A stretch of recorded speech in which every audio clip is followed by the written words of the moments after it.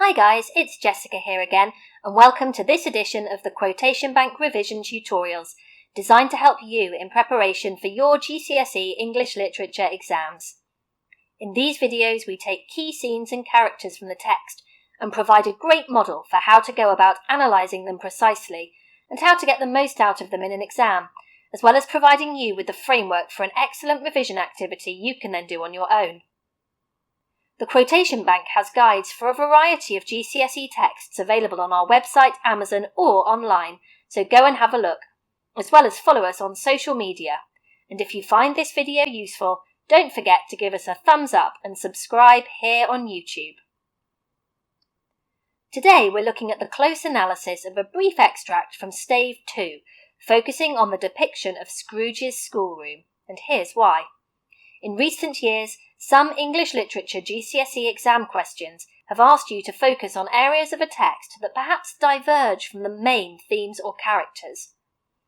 It is important to note that exam boards make explicit the fact that questions and extracts can come from anywhere in a text. Therefore, skipping over the seemingly insignificant is not necessarily a sensible idea. Learning time is limited, and it is logical to spend quality time on key sections of a text. To that end, we have provided brief analysis of insignificant scenes of significance, so that these scenes can be explored comprehensively but efficiently. These scenes are also incredibly useful for demonstrating whole text knowledge. Whilst key scenes may be rich in material, this scene is excellent for highlighting the development of theme or character, and may even awaken an examiner to a new and original point that hasn't been made by pupils again and again. So let's get to the extract. The extract we are looking at today is as follows. Stave 2. They left the high road by a well-remembered lane, and soon approached a mansion of dull red brick, with a little weathercock-surmounted cupola on the roof and a bell hanging in it. It was a large house, but one of broken fortunes, for the spacious offices were little used, their walls were damp and mossy, their windows broken, and their gates decayed. Fowls clucked and strutted in the stables, and the coach-houses and sheds were overrun with grass. Nor was it more retentive of its ancient state within, for entering the dreary hall and glancing through the open doors of many rooms, they found them poorly furnished, cold, and vast. There was an earthy savour in the air, a chilly bareness in the place, which associated itself somehow with too much getting up by candlelight and not too much to eat. They went, the ghost and Scrooge, across the hall, to a door at the back of the house. It opened before them and disclosed a long, bare, melancholy room, made barer still by lines of plain deal forms and desks. At one of these a lonely boy was reading near a feeble fire, and Scrooge sat down upon a form and wept to see his poor forgotten self as he used to be. Not a latent echo in the house, not a squeak and scuffle from the mice behind the panelling, not a drip from the half-thawed waterspout in the dull yard behind, not a sigh among the leafless boughs of one despondent poplar, not the idle swinging of an empty storehouse door, no, not a clicking in the fire, that fell upon the heart of Scrooge with a softening influence and gave a freer passage to his tears. Dickens' precise description of setting is prevalent here. Opposition is used to emphasise the deficiency and dearth of Scrooge's school life. The linking together of noun phrases emphasises the miserly nature of the school. Dickens uses both pre- and post-modification. For example, large pre-modifies house, with the post-modification of but one of broken fortunes. This linguistic construction allows Dickens to present precise but elaborate descriptions of places. One may infer from broken fortunes that Scrooge's own father could be tight-fisted when it came to paying for Scrooge's schooling. Dickens chooses to describe the school building in monetary terms, broken fortunes, aligning with the central motif of acquisition, hoarding and parsimony.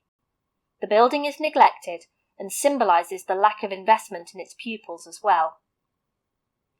The noun mansion indicates grandeur, along with little weathercock-surmounted cupola.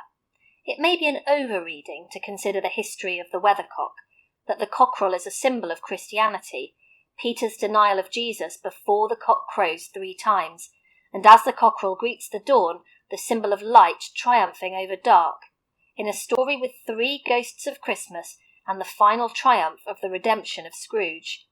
It may also symbolise direction, that childhood experiences can influence the direction of one's own life.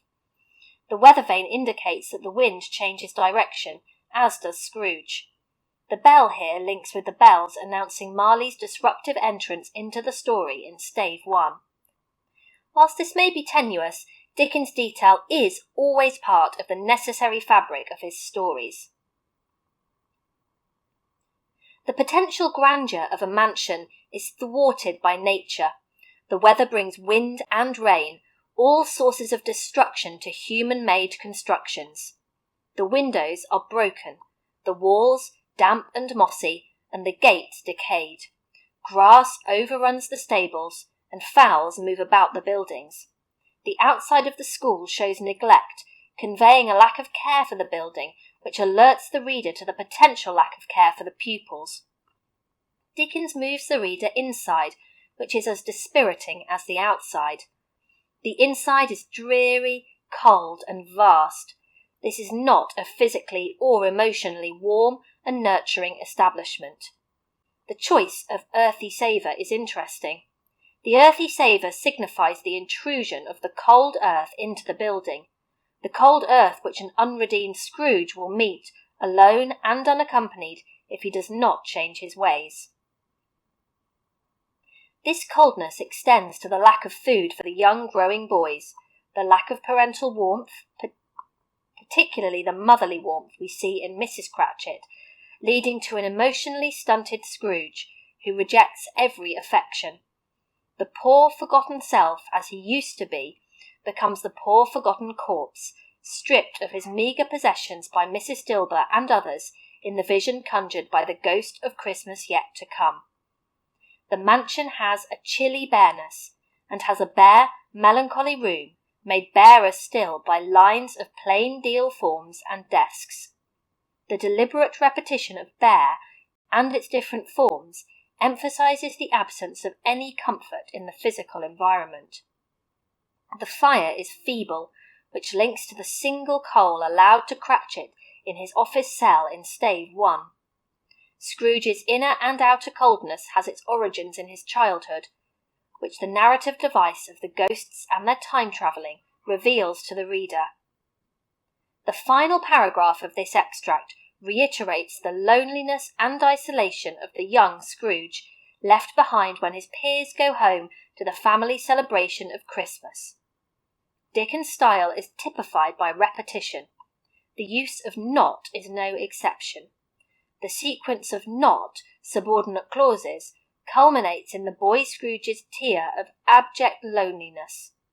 The squeezing, wrenching, grasping, scraping, clutching, covetous old sinner of Stave 1 is the product of a cold and lonely childhood of rejection. The application of attachment theory of today would be a fascinating lens to read the novella throughout. The waterspout from Stave 1 is reused here. Now it is half-thawed waterspout, which may symbolise Scrooge's half-formed character. The young Scrooge feels emotional. He cries as many lonely children would do, and his emotions are not yet frozen. We, like Scrooge, gaze on his cold, bare childhood in the mansion of dull red brick being a utilitarian construction material, suggesting the utilitarian approach to his education, which seems to have informed his approach to life. The literary critic Cost states that far from being backdrops, however, these landscapes complement what they frame or foreground in subtle and complex ways. Therefore, one can see that the description of the school and its surroundings foreground and is a frame for the formation of Scrooge's emotional character. Now, once you have got to grips with this material, it is important to make sure you know what to do with it in the exam, and we can certainly help you with that. The Quotation Bank is designed to make sure that every point you make in an essay clearly fulfills the assessment objectives an examiner will be using when marking your work. Every quotation comes with the following detailed material. Interpretation. The interpretation of each quotation allows you to fulfill Assessment Objective 1, responding to the text and giving an informed, personal response. Techniques. Using subject-specific terminology correctly, in this case the literary devices used by Dickens, is a key part of Assessment Objective 2. Analysis. We have provided as much analysis, Assessment Objective 2, as possible. It is a great idea to analyse the quotation in detail. You need to do more than just say what it means, but also what effect the language form and structure has on the audience. Use in essays on. Your answer needs to be focused to fulfil Assessment Objective 1. This section helps you choose relevant quotations and link them together for a stronger essay. That brings us to the end of our analysis for today. I hope you found it useful, and if you have, do give a thumbs up and subscribe for more videos from the Quotation Bank. Don't forget to check out our study guides, where we provide analysis of 25 key quotations, as well as being full of essay plans, revision activities and more. They're available from our website and other online stores, and follow us on social media.